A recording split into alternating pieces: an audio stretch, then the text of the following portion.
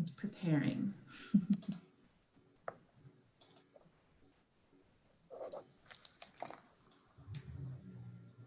All right, and we're live on YouTube. All right, great. Good morning, everyone. We'll be starting shortly. Just wanted to give everyone a heads up and FYI that we are going live on YouTube, and this is recorded for the purposes of being able to share this conversation and information with individuals who are not able to make us or join us today. So we'll be starting shortly, and we really appreciate all of you being here today. Thank you.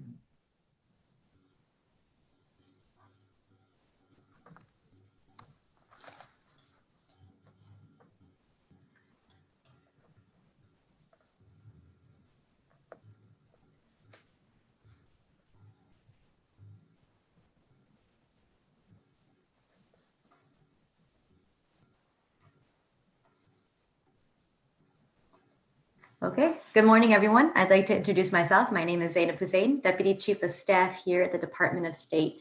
I want to welcome you all and thank you for attending. We're really excited about the next 40 minutes and the information that you'll be receiving. And we're really excited to be hosting this forum, but also opening it up for conversation and discussion and how we can work together to ensure that we are granting the access this community returning citizens need and deserve. So what I would like to share with you before we start the program is a PSA that has not been posted yet. It will be posted today by our own Secretary of State, Jocelyn Benson. Really excited. It is very targeted to the needs and the misconceptions and myths around returning citizens and voting. So I would like to play that. If you just give me one moment, I'm going to share my screen.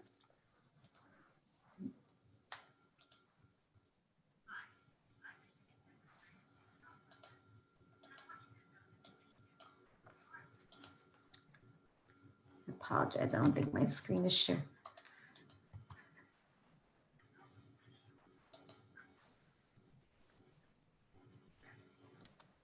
Uh-oh, hold on one second, sorry everyone. There we go. This. I apologize, technical difficulties.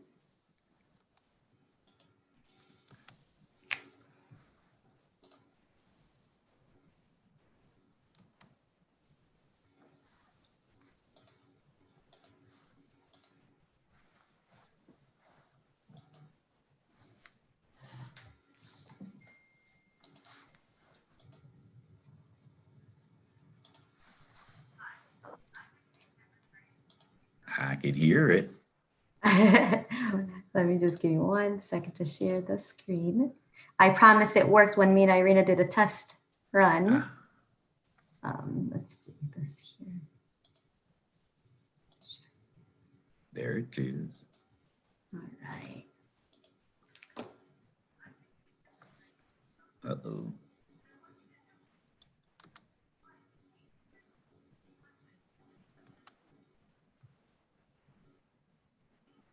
There's no volume from my end.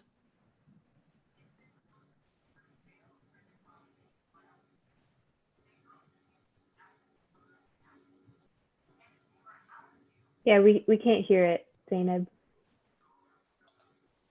1 second. Hi, I'm Michigan Secretary Voila. Jocelyn Benson, and I want you to know that in Michigan, if you are at least 18 years old, a U.S. citizen, and a resident of this state, you can vote. This means that even if you have a past conviction, you can still vote. Individuals who are in jail or prison while awaiting trial or sentencing may vote using an absent voter ballot. And if you are out of jail waiting for trial or sentencing, you can also still vote. Once you've been released from jail or prison, your voting rights are immediately restored and you are eligible to vote, even if you are on probation, on parole, have unpaid fines, or are in a halfway house. You are only ineligible to vote if you are currently serving a sentence in jail or prison. Now you can check and update your voter registration status and get information on where and how to vote at michigan.gov/vote. You have the right to make your voice heard in this next election. Make sure you do it and that your vote is counted and your voice is heard.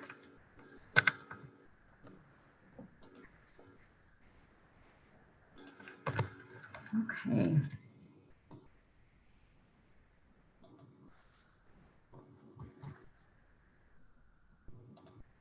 All right. So thank you so much for sharing with me.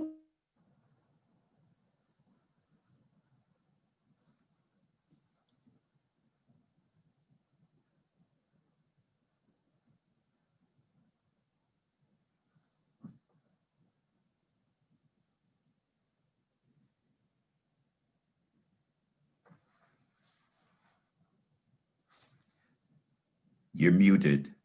Oh, okay. Voila. Thank you, Hester. Just wanted to say thank you for bearing with me through all those technical issues. But as you can tell, that the message was extremely strong, and our Secretary of State is very committed to ensuring that accurate information is out there. And I encourage all of you today, this PSA has not been posted yet. It will be posted on our social media accounts this afternoon. So for all of you that have social media platforms or have other friends or family who would be interested in sharing this information, please do so. And you can do that through our social media platforms. So with that said, I would like to start the program and start beginning to have this conversation about what the department is doing to ensure we are having this broader conversation about returning citizens, their rights, and their access to voting. So I would like to introduce our Assistant Secretary of State, Hester Wheeler, who has been at the forefront with the Secretary, making sure that this conversation is one of the most pressing ones that we have. And it's constantly having conversations internally of how we can do better. So without further ado, I'd like to introduce our Assistant Secretary of State, Hester Wheeler. Zainab Hussein, assalamu alaikum, and good morning, everybody. First of all, let me say thanks, very, very special thank you to each of you for joining us in this very important conversation. And we probably want to listen as much as we lecture, but Jocelyn Benson is exceptional. Upon arrival in January of 2019, many of us sat around and we start looking around and we were having a conversation about where can we have impact? In addition to all things driver's license, we said, well, we are in fact the chief elections officer for the state of Michigan.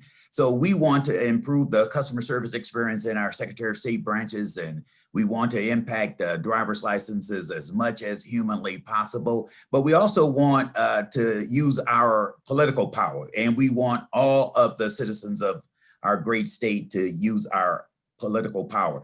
So we took a look at about 3 blocks down. We looked out of our office window down at the Michigan Department of Corrections.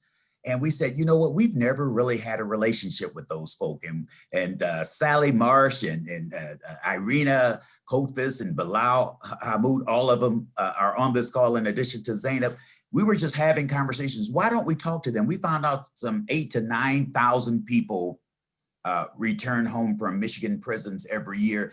And that's especially significant for communities of color. African Americans, Black and brown people are overrepresented in the prison population commensurate with our presence in the mainstream population. So we said, how can we have some impacts? And if you don't know, I may as well tell you that I come straight out of activism and advocacy. I've always cared about just a ton of stuff, and I believe we can change the world. I still believe we can change the world. We started talking about driver's license challenges. 79,000 Detroiters, for example, lost their driver's license because of this onerous law called driver responsibility fee, which in my opinion was really a poor people penalty. You were penalized for not being. Thank you, Daniel Jones, for turning on your video. I feel new energy. In fact, just for the record, I appreciate the energy that comes with your video. I see a lot of you are traveling incognito this morning. Just for the record, it does matter if your video is on because we can see your smile and we energize in a different way. So I'm just saying something. I'm looking to see if I've had any impact. Not yet, but thank you, Daniel Jones, for turning your video on. So I've been a part of so many initiatives over the years, and this is one where I get excited. Jocelyn is so dynamic. She keeps looking across the country at best practices, examples of things we can do more of. We've introduced some things that Michigan residents have not seen before. So it's no accident that we're at this point. And let me say a very, very special emphasis on African Americans, Black and Brown people. 30 years or so ago, very few of us knew anybody that was in prison. But because of the disparities in the criminalization process, half of Black folk and half of brown folk are related to somebody that is in prison. That is unacceptable, and that reflects the work that we must do. That reflects the protests and demonstration and the energy you see across all 50 states and some 60 plus countries across this world. So we're at this wonderful place. We are committed to improving pathways out of poverty. We are committed to improving pathways into prosperity. And we know that there is a relationship between voting and political power. So that's why we're at this moment. We want you all to be champions of the elections process. A lot of folk are looking for solutions to the challenges that they are in fact protesting about every day all across this world. We think that voting is in fact power.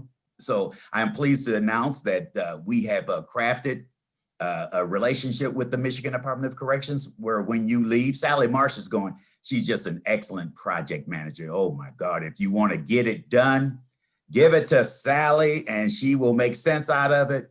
But when you leave a Michigan prison, you will have either a state identification card, a driver's license, or a voter identification card. So this is a great moment. We want you to help us champion awareness about the need for returning citizens to participate in the process. You really don't have power if you don't use it. I care about high school graduation rates. I care about college admissions. I care about business ownerships. I care about political power. All of this stuff is connected. And the fact that you may have had the negative experience of having been confined to a jail cell does not diminish your humanity. Your humanity is only diminished if you choose not to participate. So we're not going to ignore this slice of our population. We need your help. I want to say a very, very special thanks to the brilliance over at University of Michigan. Honestly, I love smart people. And when I heard those young people over there talking about their commitment, the light in my heart just started shining bright. And I know that Eastern Michigan is on the phone. We love you too, but we just happen to form this relationship with U of M. So let me stop there. Let me introduce Sally Marsh. Sally is not only a leader on this particular project as it relates to returning citizens, and I don't know how much time I know we got to get it done, but Sally has done a wonderful job of making sure our redistricting commission is working at the level it should. You know that voters in November of 2018, they delivered just a mega dose of new voting rights, which includes our new redistricting commission, no excuse absentee voting, same day voter registration, automatic voter registration. And I just want to remind everybody that the election season is upon us. It has already started. Get engaged right now. You don't have to wait until November 3. A lot of good things are happening. Get engaged. Sally Marsh, tell us who you are and what you're working on and what we need to know more of. Please welcome Sally Marsh. Hi, everyone. Thanks, Hester. It's great to be with all of you. And you know, I want to echo Hester's thanks for joining us today to have this conversation. You know, we want to share some information and some updates from our department, as Hester said, but also really listen to all of you and concerns that are top of mind, especially during this election season, and learn what we can do better in the short term and in the long term. So I want to preface kind of my overview of our work with the Department of Corrections by saying we know it's a start and not the end. We know it's the beginning, and we hope to just continue growing it and growing the potential of the partnership and of the service to this particular community. And so just, kind of at a high level, and I'm happy to answer any particular questions that all of you might have about this partnership. Essentially, we are now working with the Department of Corrections that when somebody is set for parole, that Department of Corrections employees will gather that person's information and help that individual fill out the forms that are necessary in order to get a driver's license or a state ID card. And then they securely transfer that information along with a photo to our office. Then our office is able to process that transaction as though we are in a branch office with that individual, and then send it to get a hard card ID. Like I said, either a driver's license if folks are eligible, or a state ID card if they are not. That ID card then gets to the individual who is set for release. In many cases, and certainly moving forward, before they leave prison. And so with the exit packet that I believe the Department of Corrections calls their workforce development packet, they'll have a couple of their essential documents, as I'm sure all of you know better than I do, and then an ID card. Along with that ID card, as Hester mentioned, there is a flyer explaining that because of automatic voter registration and the new rights that Michigan citizens have, that they are now registered to vote unless they opted out when they filled out their form for driver's license or state ID card. And it reinforces the fact that they are eligible to vote in Michigan, even with prior experience in incarceration or sort of with the criminal justice system. And then in addition, just finally, they also receive, if they aren't eligible for a driver's license, they receive a letter that explains what they would need to do in order to start that process of getting a driver's license. We know that can be a barrier to entry, and that a driver's license, even beyond a state ID card, a driver's license is a amazing resource for people and something that's necessary for employment and other things. So we wanted to kind of make that information available to folks. So that's the new partnership that we have with the Department of Corrections. We are right now processing transactions for people who the Department of Corrections sends our way. And it's an exciting collaboration between two agencies within government. And I think we have the potential to serve a lot of people.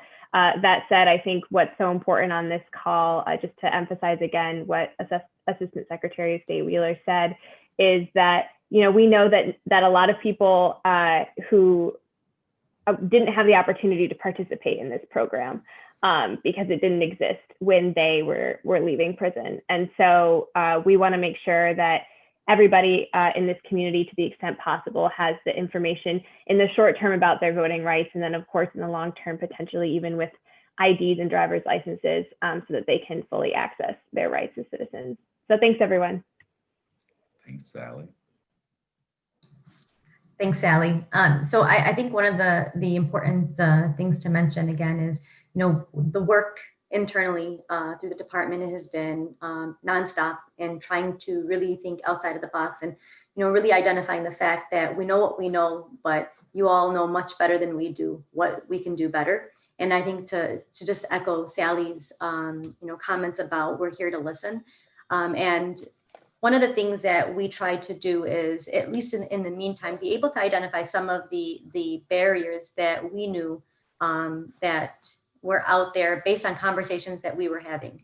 And from that, we created a partnership page, especially focusing on like the general election and, the disenfranchised voter and how we could engage those voters and ensuring that they received the materials that they needed and the education around, their rights to vote. In the partnership page, there's actually a specific page that's dedicated to returning citizens and the concerns that are identified, that we've identified through conversations that we've had. And one of the other things that we were having conversation on is how can we do better in regards to visibility? How can we work with stakeholders to ensure that the message is being really delivered? Because as a State Department, we could talk until we're blue in the face, but it's really different, and it's so much more powerful when it comes from a trusted messenger, someone who is working with that community directly and on the grassroots level. And so what ended up happening was we had a great partnership that was created and fostered within the last month or so with the University of Michigan School of Information. We got a call from one of the professors there, Professor Scott, who said, hey, I have these students who are really interested in making an impact and trying to help, especially with the general election coming, ensuring that they can somehow make a difference in this process. And as we kind of told them a little bit about the Voting Matters initiative, that it focuses on disenfranchised voters and really understanding why they are not engaged and how we can address those concerns in our positions and be able to utilize the relationships we have with stakeholders to ensure that we're communicating effectively. And I'm going to stop there and really kind of like hand over the the floor to Ashley and her team from the University of Michigan and kind of talk about how talk about their process and how they came about working with the state, but also what has come out of this partnership, which I'm really excited for you all to see. Thanks, Zainab. I'll go All ahead. right, thanks, Zainab. So we're gonna have Amrita kick off. So Amrita, go ahead. Yep. Sorry, give me a moment to share my screen.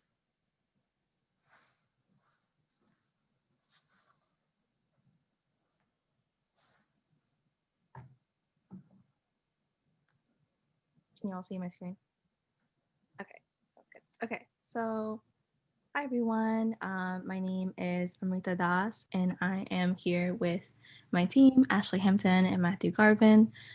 We are a group of University of Michigan students working with the Voting Matters initiative to increase voting access and turnout for communities that experience many barriers with voting.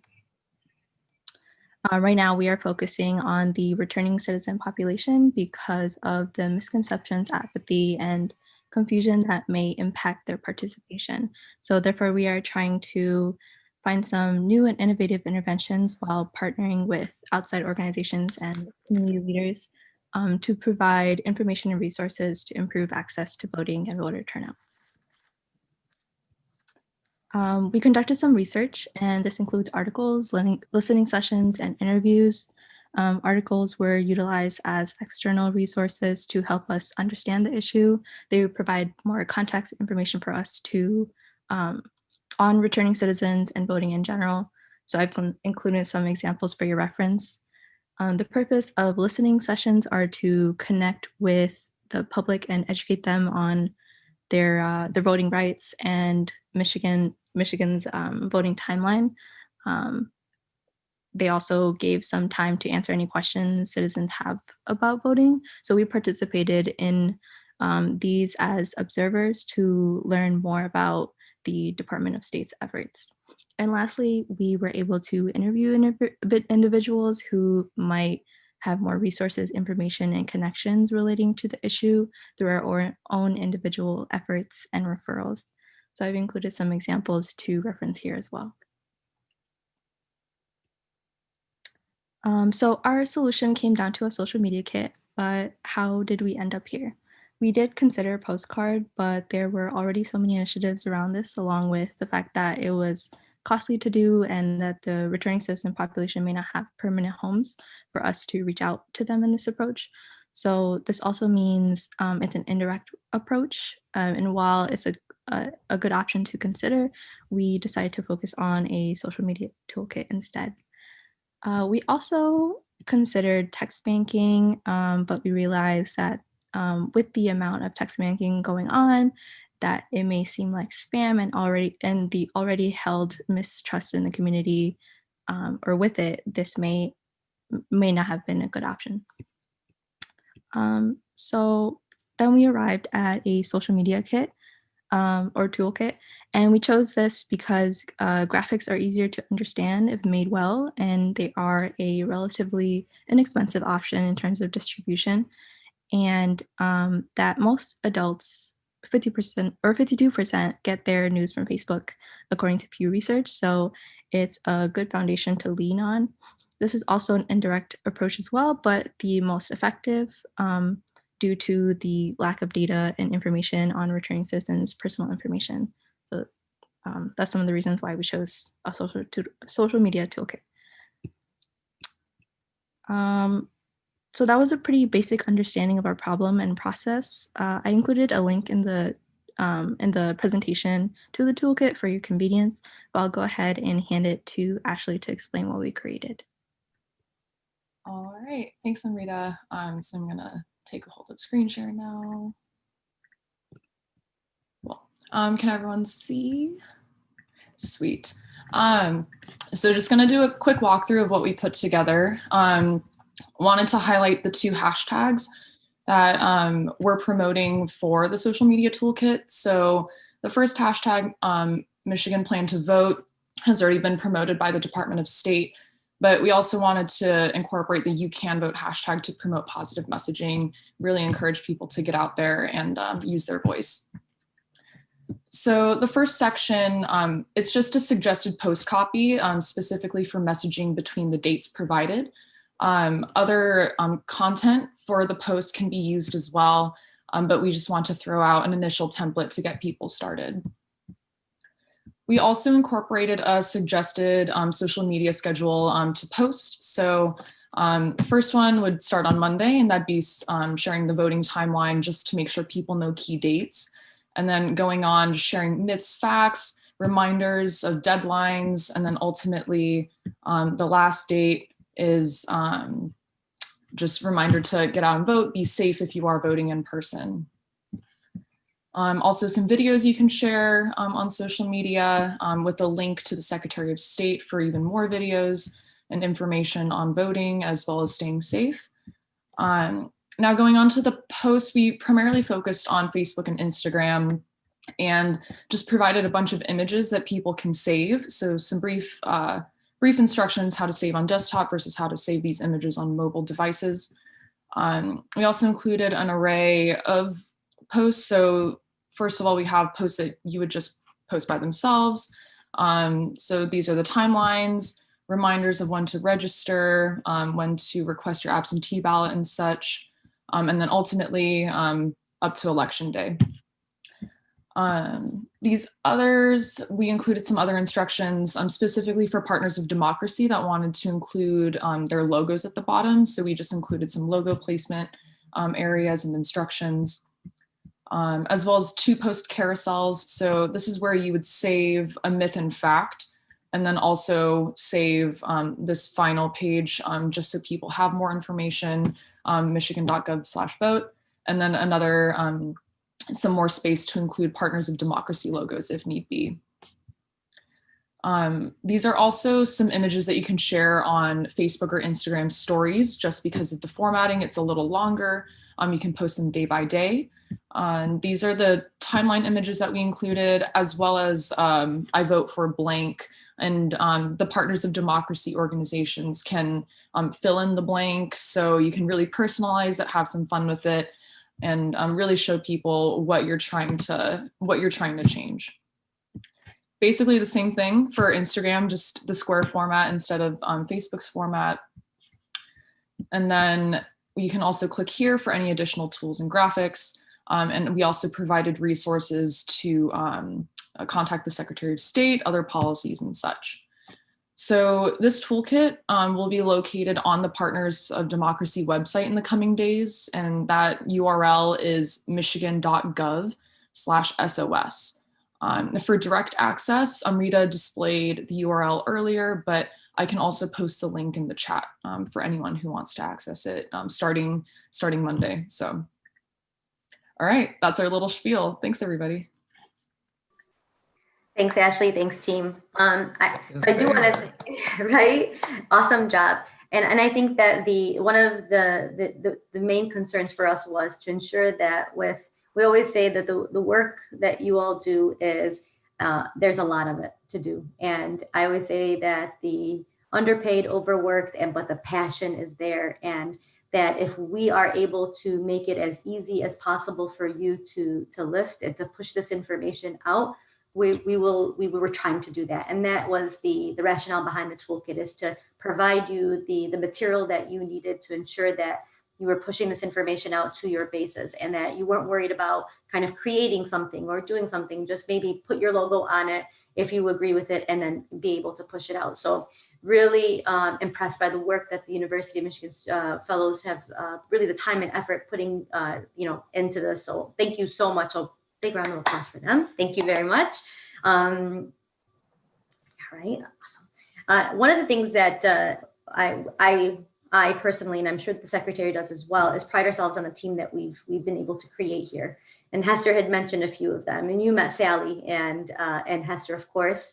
And there are a few other names that were mentioned that I think you are very familiar with because either they've attended meetings or you've been working with them closely. One is Bilal Hamoud, who has been a really huge advocate for and an amazing partner for us here at the Department of State, and leaning on him as well. We'll include information to contact us in the chat, so you're able to connect with us if you need us to do any presentations, any information that we need to provide. And also the wizard behind the curtain, that the Voting Matters Initiative, who spearheads the Voting Matters Initiative, this is one of, I believe, 20 meetings that she's been able to host and put together, is Irina Kopes from our team. Now Irina is, I call her the wizard behind the curtain because people don't really see her, but she is there making sure that this program runs smoothly. So I just wanted to mention Irina, and that if you are interested in hosting a Voting Matters Initiative with your organization, please let us know. And Irina will put our information on the side chat. But one person some of you have already met, but I'm excited for you to meet again. And I was just telling you what a rock star she is this past week, is Shelley Belton from the Bureau of Elections. Shelley has been a real big advocate for returning citizens on the BOE side, which is the Bureau of Elections. And she is she has so much information and so much great insight to a lot of the pending questions that are really complicated that she could provide answers to. So this portion of the program, I would really like to open it up to question and answers.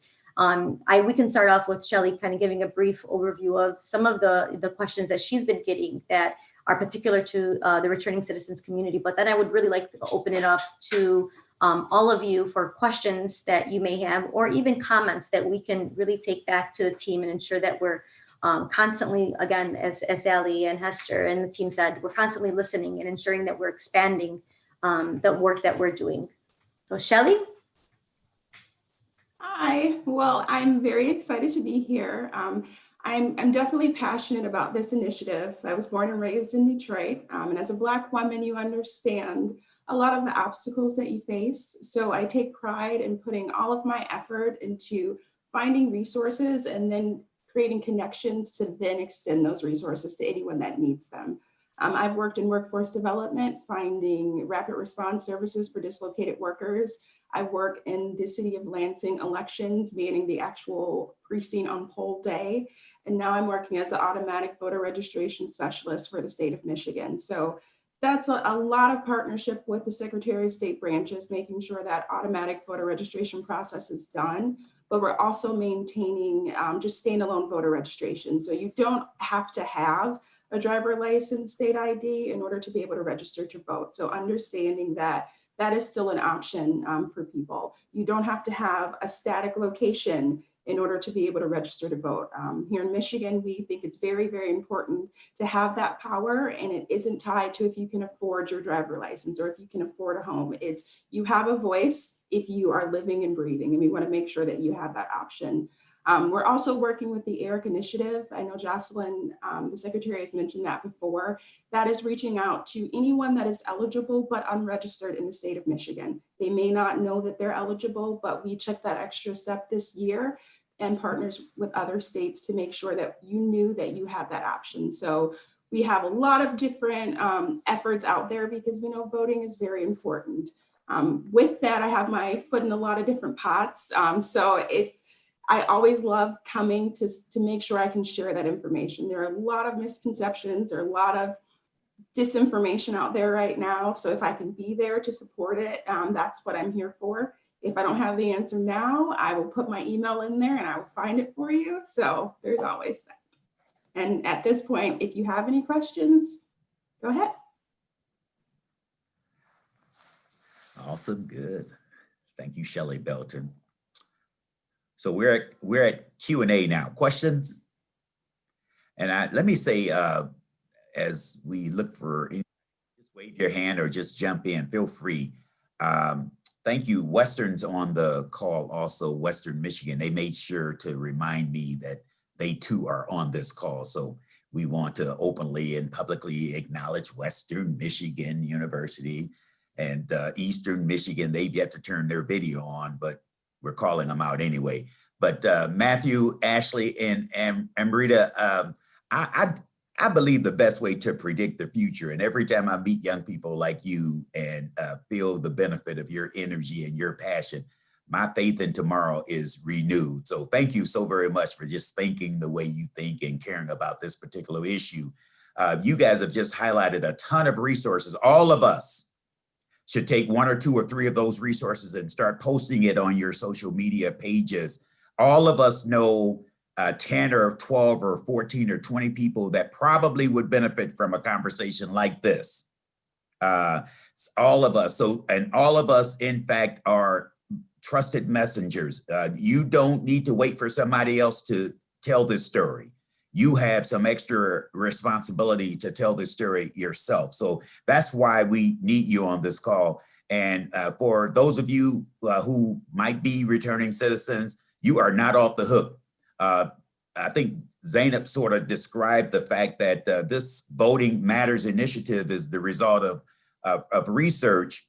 We looked at the 100 low performing precincts across the state of Michigan. That's why we've been moving around the state. We're going into the poorest places, the lowest performing precincts, and we're going to do everything we can to touch those particular voters, listen and learn what can we do more of to get them to participate. So we didn't get here by accident. We're very, very deliberate to use every ounce of our power to touch those voters. And the fact that you're receiving mail from a variety of different places, particularly our office, that's by design. We're telling you, get engaged. Questions, comments, anything? Came back, sorry. Say it again, Shelley. Was that Shelley? I said I'm back, sorry. Okay. Oh, you jumped off for a second. Yeah. So for October 19th, we want to make sure that we remember that deadline for registering online. If you're registering after that point, you have to go in person to your local clerk because that is within 14 days of the election, and you are showing that initiative to say, I am registering for this election. I'm not just registering to vote. So you can register, but in order to be registered for this election, remember October 19th, or if it's after that date, going in person. If you're requesting that absentee ballot, keep in mind October 30th. You can always vote in person on election day. That option is not removed for you. It's just if you would like the absentee ballot, you have that October 30th deadline. You also want to understand the identification requirements. I know that's a lot of questions that people have if their ID is expired because you can't get into the Secretary of State. That is fine. You can present your expired identification at the polls in order to vote. It's just verifying who you are. And if you do not have your ID on you, you can sign an affidavit attesting who you are. So we don't want to disenfranchise you. If you can't get a Secretary of State meeting, you can't afford the renewal fee right now. If you can prove who you are through that affidavit attesting or show a picture of who you are, that's an ID. So it could be a school ID, it could be work ID, it could be your driver license. That confirms who you are. So I think that's also a misconception that you have to have a valid driver license or state ID in order to vote. Thanks for that, Shelley. All right, I don't see any hands, but just for the record, we've got a few moments, so you're not off the hook, the fact that you don't raise your hand, because now that we see you, we get to call upon you. And I've already harassed Daniel Jones, so I'm gonna start with him. Why are you on this call, Brother Jones? What do you have to say? I appreciate the harassment, and I definitely thank you all for the support. Me being a formerly incarcerated individual, I served 23 years. So for that amount of time, my voice was silenced. I want to give a shout out to our Voting Access for All Coalition, Nation Outside, American Friends Service Committee, Michigan Collaborative to End Mass Incarceration for everybody just putting the word out. Yesterday, we were able to go out in Southeast Michigan and just engage the community, trying to raise awareness, encourage people to get out and vote. And we did run into people who were not aware that because of their felony convictions that they were able to vote. So we were able to just, again, just engage the community, and it was a beautiful day. And again, I appreciate the public service announcement and all the support, everybody that's on this call right now, everybody that's just pushing out the get out the vote campaign.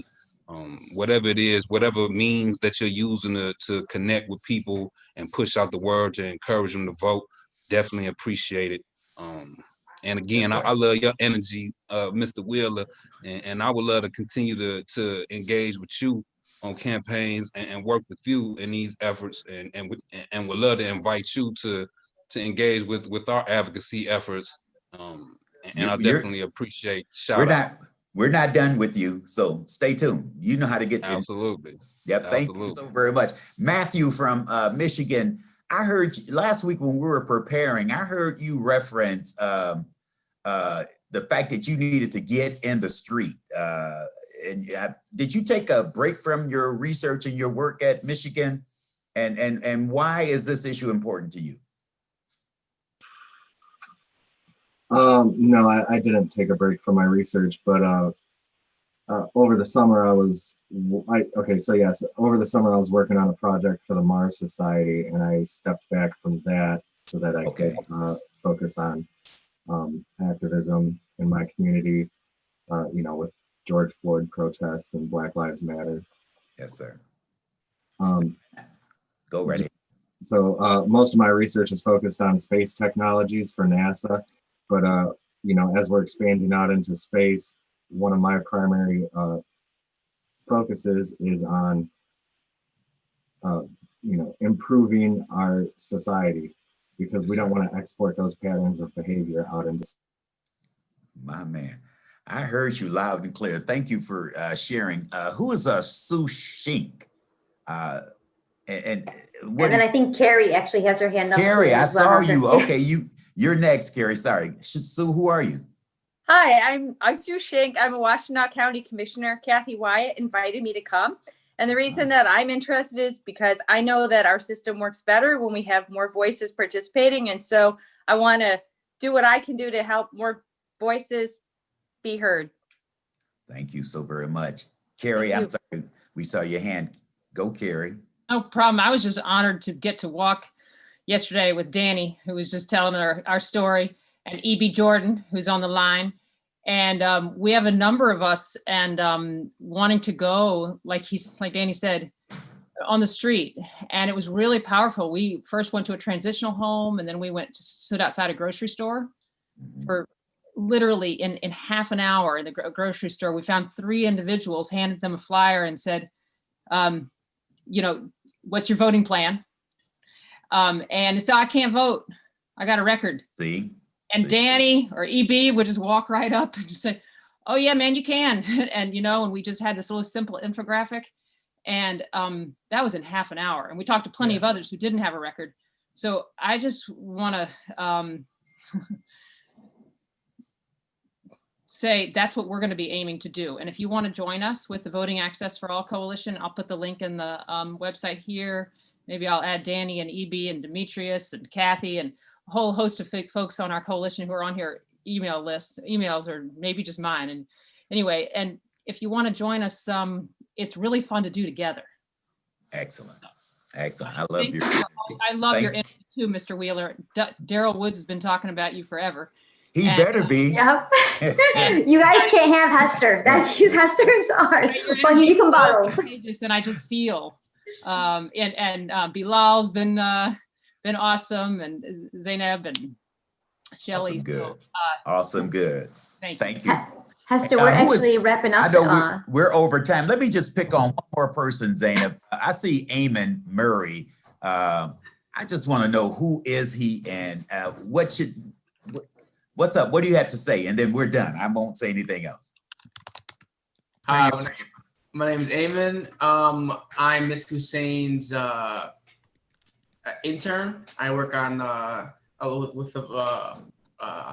with this, and I think it's really important to let people know that they can vote and making sure they have the right to vote, because a lot of people don't know this, and then it affects a lot of people. I'm glad you. Zainab, thank you. You're it.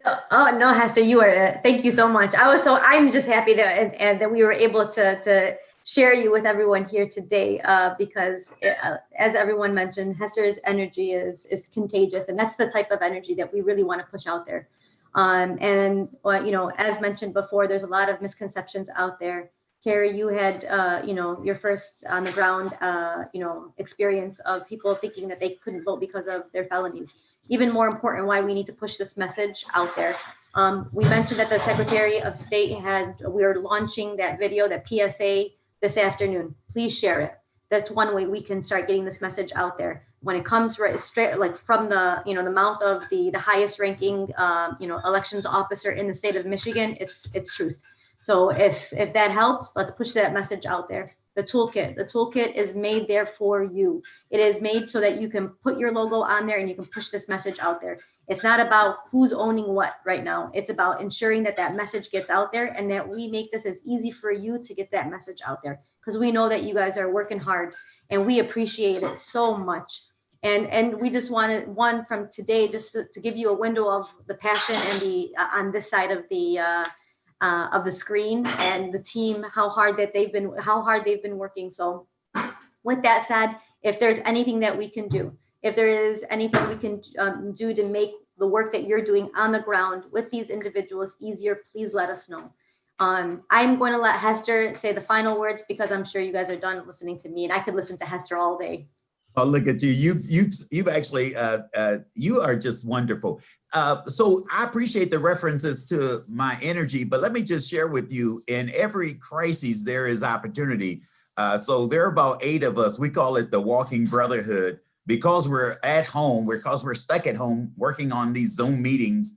We started walking every morning, 6:30, we do 4 miles. So by the time we get to 7:45, it's all energy. So that's probably what you guys are feeling. So I'm also saying that in every crisis, there is in fact an opportunity. There are a lot of things that we all should do more of.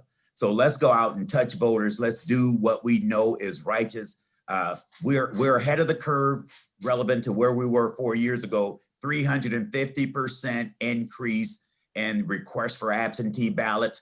COVID-19 should send people into the clerk's office or into the voting experience early. The season is upon us. Don't wait until November 3. Do more of what you do well. And I again, don't apologize for being committed to self-determination. The best way to predict the future is to create it. Your participation today helps to create it. Thank you so very much. Make it a great day. Thank you all, you smart people. Have a good one. Bye-bye, everyone. Doing things. Thank you.